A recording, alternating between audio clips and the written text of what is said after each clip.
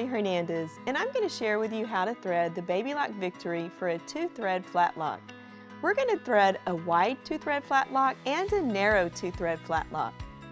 Let's go ahead and open up the cover on our machine. Now, the first thing that I'm going to do is to engage my subsidiary looper, because we're going to kind of trick the threads on this stitch. Here's our subsidiary looper. We're going to slide it to the right and then up and over, and that engages our subsidiary looper. Next, we're going to set our machine up to thread our lower looper. I'm going to push the button right here. That's our machine locking button. And at the same time, I'm going to turn the hand wheel towards me until we hear the click. There we go. Our tubular loopers have been engaged. This is our lower looper thread.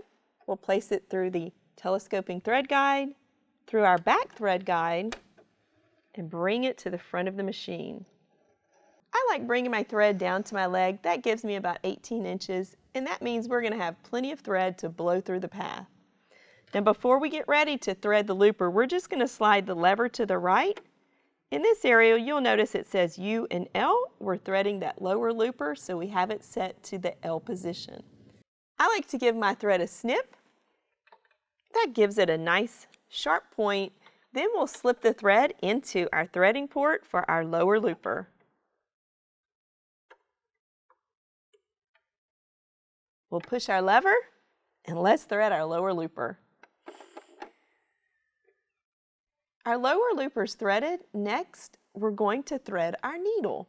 Now this is a little different. So I have my thread sitting on my overlock needle 1 position, and we'll bring it up through the thread guide at the top.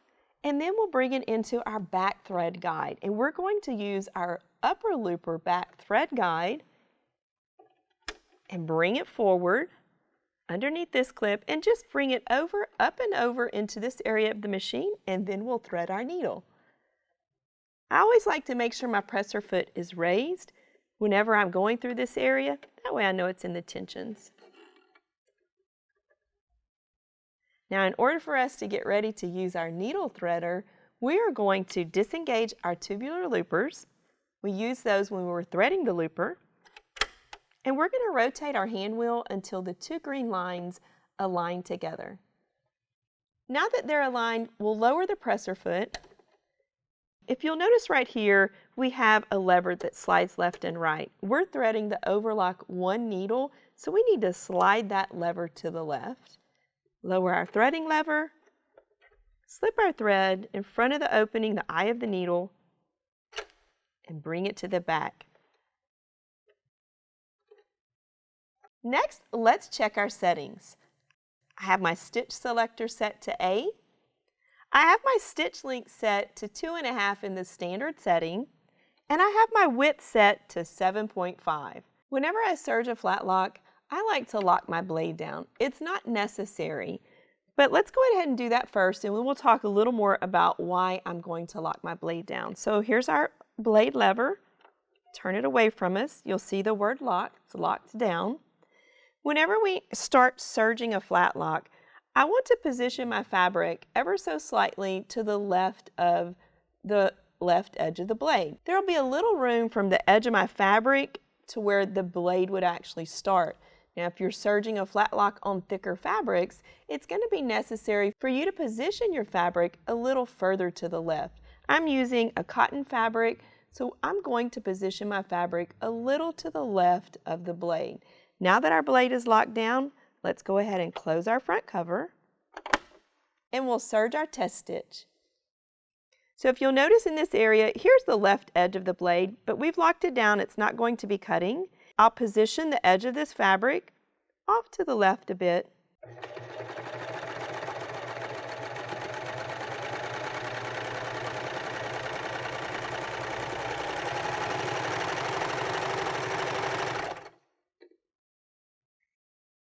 And in positioning your fabric away from the blade, it gives more room for your fabric to actually form this stitch more beautifully once it's pulled apart. So let's pull these 2 layers of fabric apart.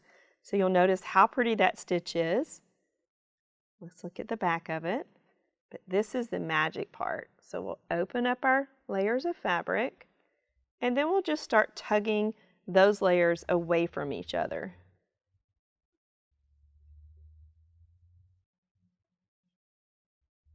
Look how flat that seam lays. The Flatlock is a great stitch to use. Serging batting scraps together, it's one of the things that I typically use this stitch for. Now let's look at the other side of the stitch. It's the ladder stitch. This is a great stitch to use creatively as well. We can run ribbon in and out the areas of the ladder stitch, and it really looks pretty. Now that we've stitched the wide 2-thread Flatlock, let's stitch a narrow 2-thread Flatlock. We're only going to make a really easy adjustment for this stitch. We're going to move our needle, which is in the overlock 1 position, over to the overlock 2 position and just change a couple of settings. Let's do that now. We're going to move our thread to our overlock needle 2 position. Let's serge out our thread that we have left in our machine.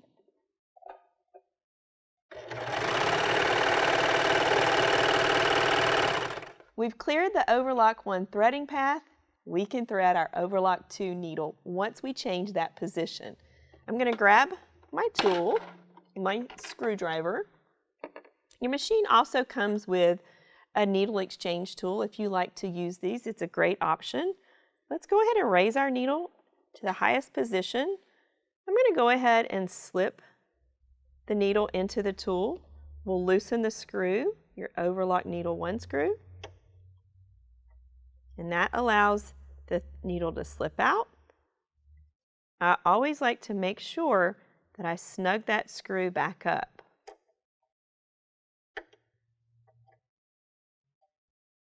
Now we'll slip the needle over to the overlock needle 2 position. We'll loosen the overlock needle 2 screw first. Once we've placed the needle all the way up, we'll snug that screw up as well.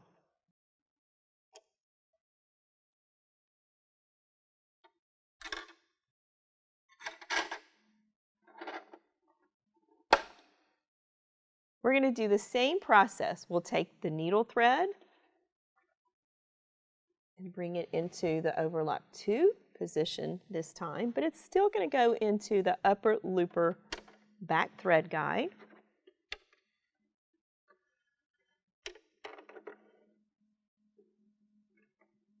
Up and over.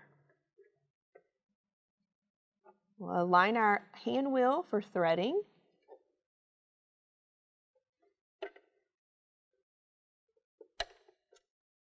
We'll want to slide the lever to the right because we're threading our overlock 2 needle now.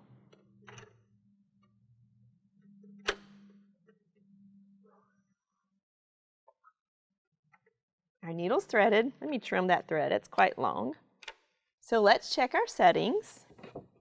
Let's look at our quick reference guide. Because we're using the needle in the overlock 2 position, we need to change our stitch selector to B. Let's do that. We'll change the stitch width to 3.5. We'll take our stitch length and we'll go ahead and set that to 3.5 as well. You can go between 3 and 3.5. We're going to go to 3.5, halfway between 3 and 4. And again, that's in the standard position. Now that we've changed those settings, let's do a test stitch. We're going to keep that blade in the lock position. Also, our differential feed is in that neutral normal position. Once again, I'm going to take 2 pieces of fabric, and when I position the fabric, it's going to be about 1/8 of an inch to the left of the edge of the blade, but that's only because I'm using thin fabric. If you're using thicker fabric, you may need to scoot it a little further away from the blade, even though the blade isn't cutting. You can still use your blade as a reference guide.